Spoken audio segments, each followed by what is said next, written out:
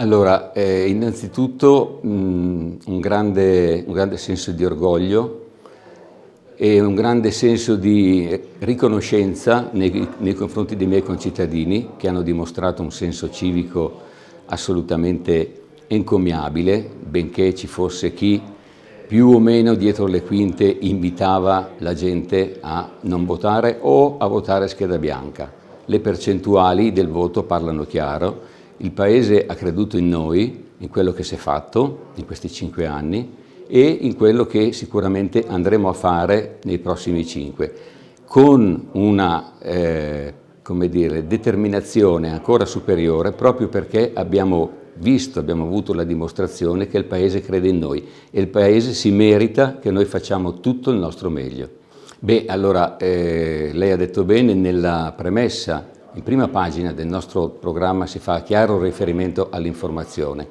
Informazione che è già normalmente dovuta, ma in questo caso, non avendo una minoranza in Consiglio Comunale, diventa fondamentale. Io ho preso di faccia, cioè ho detto chiaramente che ogni 6 mesi faremo una riunione pubblica dove racconteremo, spiegheremo passo dopo passo quello che si è fatto in quei 6 mesi. E, ripeto, i cittadini devono sentire bene, forte, chiara, la campana dell'amministrazione.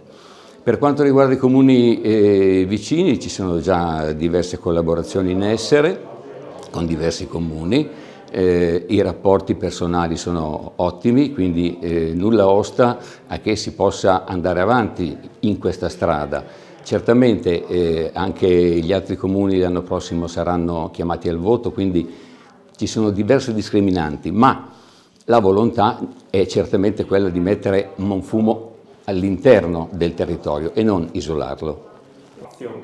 Sì, nel senso che, ripeto, il vice sindaco è certamente Alvise, che mi è stato di grandissimo aiuto in questi 5 anni, sia per le sue capacità che per la sua onestà, che per la disponibilità di tempo che ha messo a disposizione del Comune. Credo che verrà riconfermato anche l'assessore Sonia Rec, che benché svolga un lavoro magari poco visibile, è sempre stata molto attenta in una sfera così delicata come quella del sociale. Ai giovani, che lei giustamente ha nominato, daremo delle deleghe, sì.